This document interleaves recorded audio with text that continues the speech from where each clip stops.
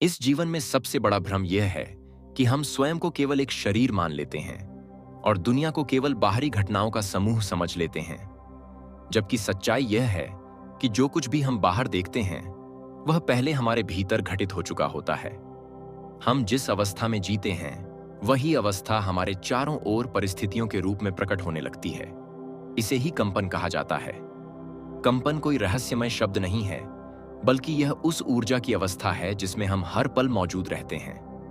हम चाहे जाग रहे हों या सो रहे हों, बोल रहे हों या चुप हों, हम निरंतर किसी न किसी भाव में होते हैं और वही भाव हमारी ऊर्जा को दिशा देता है। यही कारण है कि दो लोग एक जैसी परिस्थितियों में होते हुए भी जीवन को पूरी तरह अलग ढंग से अनुभव करते हैं। एक व्यक्ति उसी परिस्थिति में टूट जाता है और दूसरा उसी परिस्थिति में निखर जाता है, क्योंकि उनकी अंदरूनी अवस्था अलग होती है। हम अक्सर सोचते हैं कि विचार ही सब कुछ हैं, लेकिन विचार केवल सतह हैं।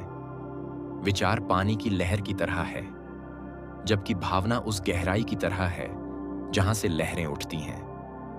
अगर भीतर गहराई में डर, कमी और असुरक्षा भरी हुई है, तो ऊपर से चाहे जितनी सकारात्मक बातें कर ली जाए, कंपन नहीं बदलती। यही कारण है कि बहुत से लोग एफर्मेशन बोलते हैं, मंत्र दोहराते हैं, लक्ष्य लिखते हैं, लेकिन भीतर ही भीतर वही पुराने डर और शक पकड़े रहते हैं। ब्रह्मांड उनके शब्द नहीं सुनता, वह उनकी अंदरूनी सच्चाई को पढ़ता है। आप जो महसूस करते हैं वही आपकी असली प्रार्थना है। यही कारण है कि बिना कुछ बोले भी आपका जीवन एक दिशा में बहता रहता है। भावना कोई छोटी चीज नहीं है, भावना ही जीवन की भाषा है। जब आप किसी कमरे में प्रवेश करते हैं तो लोग यह नहीं देखते कि आपने क्या कहा, वे यह महसूस करते हैं कि आप किस भाव में हैं। आपने अनुभव किया होगा कि कुछ लोगों के साथ बैठते ही मन भारी हो जाता है और कुछ लोगों के साथ बिना किसी विशेष कारण के शांति महसूस होने लगती है। यह शब्दों का प्रभाव नहीं है, यह कंपन का प्रभाव है। यही कंपन आपके धन, आपके स्वास्थ्य और आपके संबंधों में लगातार काम कर रही होती है। पैसा किसी व्यक्ति से इसलिए नहीं जुड़ता कि वह अधिक मेहनती है, बल्कि इसलिए जुड़ता है क्योंकि उस व्यक्ति के भीतर पैसे को लेकर भय नहीं होता। स्वास्थ्य किसी व्यक्ति से इसलिए नहीं छिनता कि उसने कोई गलती कर दी, बल्कि इसलिए बिगड़ता है क्योंकि वर्षों तक भीतर दबा हुआ तनाव, अस्वीकृति और संघर्ष शरीर के माध्यम से बाहर आने लगता है। यह समझना बहुत जरूरी है कि जो जीवन आप आज जी रहे हैं वह आज के विचारों का परिणाम नहीं है, यह आपके लंबे समय तक चले आ रहे भावों का परिणाम है। अगर आप लंबे समय से शिकायत, तुलना और मेरे साथ ही ऐसा क्यों वाली भावना में जीते आए हैं, तो जीवन भी आपको वही परिस्थितियां दिखाता रहेगा जो उस भावना से मेल खाती हों। यह सजा नहीं है, यह न्याय नहीं है, यह केवल संतुलन है। जीवन आपकी भावना को लौटाता है। जैसे दर्पण आपके चेहरे को बिना निर्णय के दिखा देता है, वैसे ही जीवन आपकी अंदरूनी अवस्था को बिना किसी भावना के प्रतिबिंबित कर देता है। बहुत से लोग यह सुनकर डर जाते हैं कि तो क्या मैं ही अपने दुख का कारण हूं? लेकिन यह डर भी अधूरी समझ से पैदा होता है। इसका अर्थ यह नहीं है कि आप दोषी हैं, इसका अर्थ यह है कि आप शक्तिशाली हैं। क्योंकि यदि आपकी अंदरूनी अवस्था ने इस जीवन को बनाया है, तो वही अवस्था बदली जा सकती है। कंपन कोई स्थायी चीज नहीं है, यह कोई भाग्य नहीं है जो पत्थर की लकीर हो। कंपन हर क्षण बदलती है, लेकिन उसके लिए जबरदस्ती नहीं, बल्कि जागरूकता चाहिए। जब आप यह देखने लगते हैं कि इस समय आपके भीतर क्या चल रहा है, तभी परिवर्तन शुरू होता है। डर, क्रोध, ईर्ष्या, अपराध बोध और निराशा, ये सब भारी भाव हैं। इन भावों में शरीर सिकुड़ जाता है, सांस उथली हो जाती है और मन लगातार किसी खतरे की प्रतीक्षा में रहता है। इसके विपरीत प्रेम, कृतज्ञता, शांति और विश्वास, ये हल्के भाव हैं। इन भावों में शरीर खुलता है, सांस गहरी होती है और मन वर्तमान में ठहरने लगता है। यही कारण है कि आध्यात्म हमेशा शांति पर जोर देता है, क्योंकि शांति में ही ऊर्जा संतुलित होती है।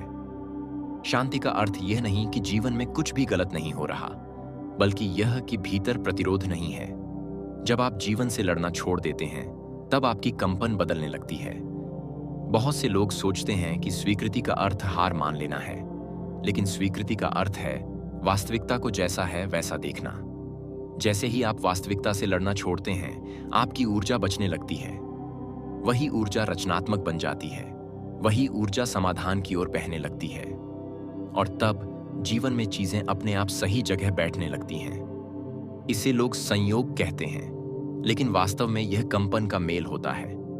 पैसे को लेकर सबसे बड़ी समस्या यही है कि लोगों ने उसे डर और कमी से जोड़ दिया है। बचपन से ही यह सिखाया गया कि पैसा मुश्किल से मिलता है, पैसा छिन सकता है, पैसा बुरा लोगों को बिगाड़ देता है। ये सारी धारणाएं भीतर बैठ जाती हैं और वही धारणाएं हमारी कंपन बन जाती हैं। फिर हम ऊपर से चाहे कितना भी पैसा कमाने की कोशिश करें, भीतर का डर पैसे को टिकने नहीं देता। जब तक पैसा ऊर्जा के रूप में नहीं देखा जाता, जब तक उसे जीवन के प्रवाह का हिस्सा नहीं माना जाता, तब तक उसके साथ संघर्ष बना रहता है।